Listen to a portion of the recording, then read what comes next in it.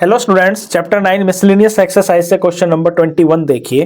A ray of light passing through the point 1, 2 reflects on the x axis at point A and the reflected ray passes through the point 5, 3। Find the coordinates of ए।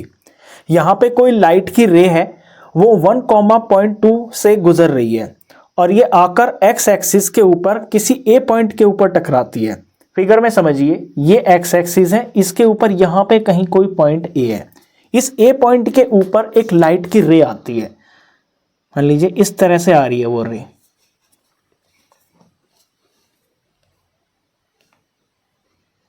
यहां से light की रे आई, इस direction में आएगी और somewhere इस रे के ऊपर जो कहीं पे कोई पॉइंट है, ये 1, 2 है, यानी 1, 2 से इस पॉइंट से गुजरकर ये रे आ रही है।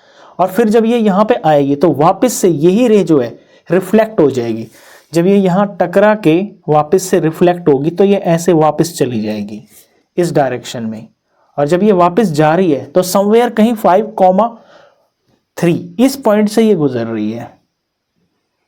यहां तक आप क्वेश्चन को समझ गए होंगे कि ये एक्स एक्सिस है, एक्स एक्सिस के ऊपर एक पॉइंट ए है, इसके ऊपर एक रे आ रही है जो 1, 2 पॉइंट से पास हो रही है और वापस से जब ये रे ऐसे चली जाती है रिफ्लेक्ट होके, फिर ये 5, 3 पॉइंट से गुजर रही है। फाइंड द कोऑर्डिनेट्स ऑफ ए। आपने इस ए के कोऑर्डिनेट्स फाइंड करने हैं। तो ए के कोऑर्डिनेट्स क्या होंगे? देखिए, जब ये एक्स एक्सिस के ऊपर लाई कर रहा है ये पॉइंट ए, तो इसके ऊपर एक्स का तो कोई कोऑर्डिनेट होगा ही होगा और यहां पे वाई कोऑर्डिनेट होगा 0। तो हमें अगर सिर्फ इस एक्स की वैल्यू पता चल जाए, बस वही हमारा आंसर होगा। x की वैल्यू पता चल जाएगी तो जो ये वैल्यू होगी और ,0 वो ही a के कोऑर्डिनेट्स होंगे। अब ये x की वैल्यू हमें कैसे पता चलेगी? हमारे पास ये दो लाइंस हैं, अगर हम इनकी स्लोप फाइंड करते हैं तो 2 पॉइंट तो हमें दे ही रखे हैं, एक ये पॉइंट, एक ये पॉइंट, एक ये पॉइंट, एक ये पॉइंट। तो अगर 2 पॉइंट हमें दे रखे हैं तो हम इनकी स्लोप फाइंड कर सकते हैं, लेकिन वहां से हमें x की वैल्यू फिर भी नहीं मिलेगी क्योंकि स्लोप के बीच में कोई रिलेशन तो दे नहीं रखा कि ये स्लोप इक्वल है। अगर स्लोप इक्वल होती तो हम उन स्लोप्स को इक्वेट कर देते। तो अब कैसे करें? अब हम इसमें ये कर सकते हैं कि इन लाइंस की स्लोप ना हम tan थीटा की फॉर्म में भी निकाल देंगे। tan थीटा स्लोप होती है लाइन की, और tan थीटा क्या होता है? ये जो थीटा क्या होता है, ये एक्स एक्सिस और उस लाइन के बीच का एंगल होता है। तो इससे भी स्लोप पता चल जाती है। यानी हम दो तरीके से स्लोप फाइंड करेंगे और फिर आगे चल के कुछ रिजल्ट आएगा। अब उसके लिए हमें क्या करना पड़ेगा? इसके अंदर यहाँ फिजिक्स का एक लॉ होता है कि जितने एंगल से, एक बार समझिए लॉ ऑफ रिफ्लेक्शन को समझना। अगर ये कोई प्लेन मिरर है और यहाँ से इसके ऊपर कोई रे आ रही है, तो ये जो रे है ना, ये वापस उतने ही एंगल पे वापस जाती है। यहाँ पे इस पे होती है कोई नॉर्मल रे, ये नॉर्मल रे की पोजीशन होती है। तो इसके बीच में और इसके बीच में ये एंगल सेम होता है, यानी जितने एंगल से ये आई है और फिर वापस से इतने ही एंगल पे ये वापस चली जाएगी। तो ये जो नॉर्मल रे है ना, ये हम यहाँ पे ड्रॉ करते हैं, उसकी हेल्प से फिर हमें यहाँ पे क्वेश्चन करने में आसानी होगी। तो इस ए पॉइंट के ऊपर एक परपेंडिकुलर डालेंगे ऐसे, और ये होगी नॉर्मल रे। इसे मैं एन से डिनोट कर लेता हूँ। बाकी इनका भी कोई नाम रख लेते हैं, इसका नाम यहाँ पे हम बी ए रख लेते हैं और ये ए सी हो गई है। ये एक्स एक्सिस है, इस पे भी 2 पॉइंट रख लेते हैं, कहीं पे ये P हो गया और यहाँ पर ये Q हो गया। इनकी हमको जरूरत पड़ेगी। अब लॉ ऑफ रिफ्लेक्शन के अकॉर्डिंग ये जो रे पड़ती है इसे बोलते हैं इंसिडेंट रे, और ये जो रे वापस जाती है इसे बोलते हैं रिफ्लेक्टेड रे। इनके बीच में एंगल बिल्कुल सेम होता है। यहाँ पे एंगल का कोई मैं नाम रख लेता हूँ। एट सपोज ये वाला जो एंगल है ये एंगल 1 है और ये वाला जो एंगल है ये एंगल 2 है। तो एंगल 1 एंगल 2 के बराबर होगा। पहले इतनी बात को हम लिख लेते हैं। तो यहाँ पे हमने जो कंस्ट्रक्शन इसमें किया है वो लिखते हैं। पहले तो draw an A perpendicular to P Q, फिर ये एंगल 1 एंगल 2 के बराबर होगा। Angle 1 is equal to angle 2 bracket में लिखेंगे बाय लॉ ऑफ रिफ्लेक्शन। अब इधर देखिए, यहां से इसमें लेफ्ट में ये 1 और इधर का ये जो एंगल है ये पूरा का, जब ये परपेंडिकुलर है एन ए तो ये इतना 90 है। अगर 90 में से मैं 1 माइनस करूंगा तो फिर इधर का जो एंगल होगा उसकी वैल्यू आ जाएगी। इसी तरह जब 90 में से मैं यहाँ 2 माइनस करूंगा इस तरफ तो फिर इस एंगल की वैल्यू आ जाएगी।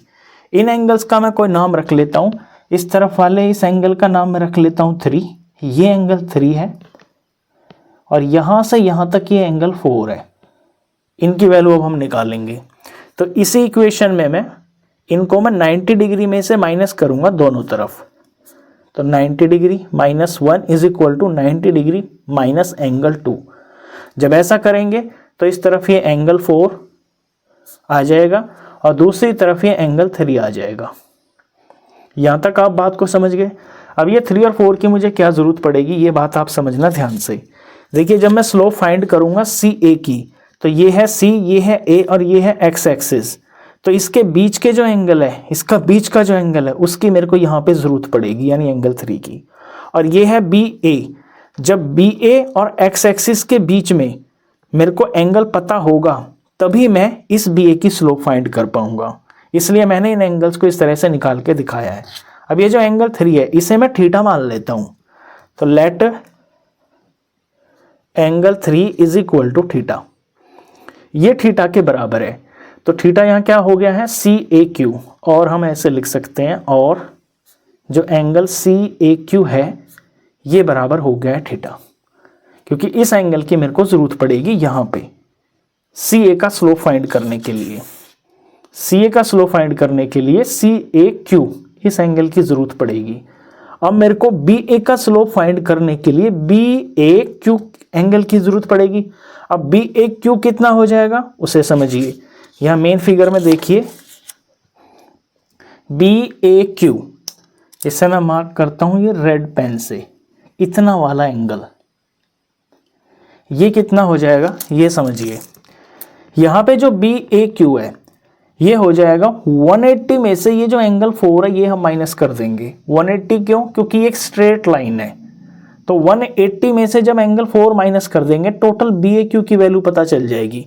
अब हम एंगल बी ए क्यू निकाल लेते हैं। यहाँ पे एंगल बी ए क्यू ये बराबर हो जाएगा 180 डिग्री माइनस में एंगल 4, और एंगल 4 यहाँ पे थीटा के ही बराबर है, क्योंकि एंगल 3 और एंगल 4 तो बराबर है ना। तो ये आ जाएगा 180 डिग्री माइनस थीटा।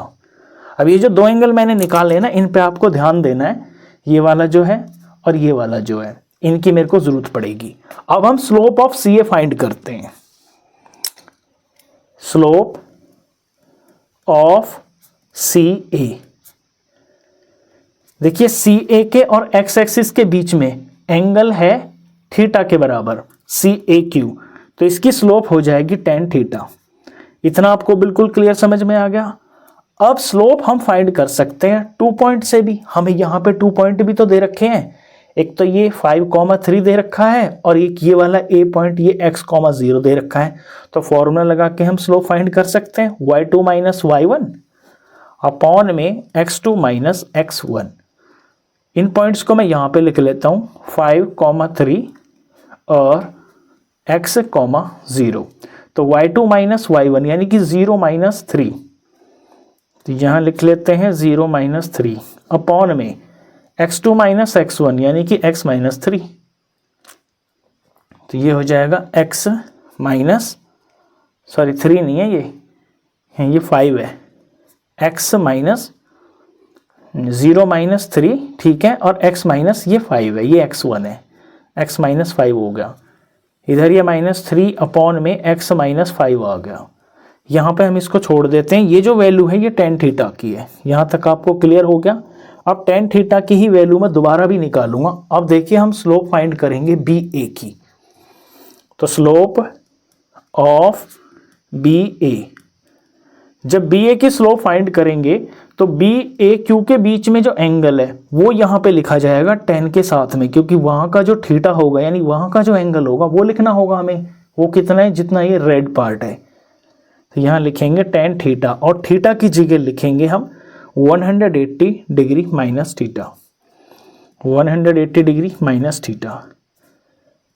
ये स्लोप तो फाइंड कर दिया मैंने tan की फॉर्म में। अब बी ए की स्लोप में जो है ना यहाँ पे इन पॉइंट से भी फाइंड कर सकता हूँ। तो अब पॉइंट के तरीके से निकाल लेते हैं y2 माइनस y1 अपॉन में x2 माइनस x1। पॉइंट्स को यहाँ लिख देता हूँ एक बार 1,2 और दूसरा है x, 0। तो y2 माइनस y1 यानी कि 0 माइनस 2 और x2 माइनस x1 यानी कि x माइनस 1। ये हो गया है -2 अपॉन में x माइनस 1। अब ये चीज वैल्यू जो आई है ये tan 180 माइनस थीटा की आई है। मैं एक बार यहाँ लिख देता हूं कि ये tan 180 डिग्री माइनस थीटा ये बराबर आया है -2 अपॉन में x माइनस 1। अब आप ट्रिग्नोमेट्रिक रेशियोज पे आइए। आपको पता होगा कि tan 180 माइनस थीटा जो है ये होता है tan थीटा के बराबर। ट्रिग्नोमेट्रिक रेशियोज तो आपको पता होंगी, तो इतने की जगह मैं लिख सकता हूं tan थीटा। और दूसरी बात ये भी समझनी है कि ये जो 180 माइनस थीटा ये कौन से क्वाड्रेंट में लाई करेगा। ये फर्स्ट, ये सेकंड, ये थर्ड, ये फोर्थ। ये थर्ड और ये फोर्थ क्वाड्रेंट होता है। 1 2 3 4 यहाँ आफ्टर होता है, यहाँ स्कूल होता है, यहाँ पे 2 होता है, यहाँ पे कॉलेज होता है। तो 180 डिग्री यहाँ पे होता है, 0 यहाँ होता है। तो अगर 180 डिग्री में से कोई यहाँ पे थीटा एंगल माइनस किया जा रहा है, ये जो थीटा ये एक्यूट एंगल है, यानी अगर यहाँ से ये एंगल इतना माइनस किया जा रहा है तो ये एंगल ऐसे बन रहा है।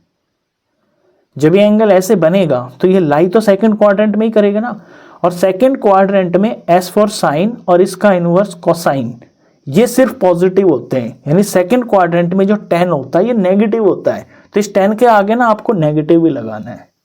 तो -tan थीटा हो गया है tan 180 माइनस थीटा के बराबर, और ये जो वैल्यू है ये -2 अपॉन x माइनस 1 के है। यहां क्लियर होगी आपको बात। अब दोनों तरफ माइनस है, ये माइनस से माइनस कैंसिल हो गया। फाइनली tan थीटा की वैल्यू आ गई है 2/x माइनस 1। अब ये तो है रिजल्ट नंबर 1। ये ऊपर वाला देखिए tan theta is equal to -3/x minus 5, ये रिजल्ट नंबर 1 है। और tan थीटा की ही वैल्यू यहां भी आ गई है, ये रिजल्ट नंबर 2 है। तो दोनों इक्वेशन में tan थीटा की वैल्यू आ रही है। जब ये दोनों ही tan थीटा है इट मीन्स इनके जो ये राइट साइड है ये भी बराबर होंगे। अब इन दोनों राइट साइड को हम इक्वेट कर देंगे, यहां से डायरेक्ट x की वैल्यू आ जाएगी।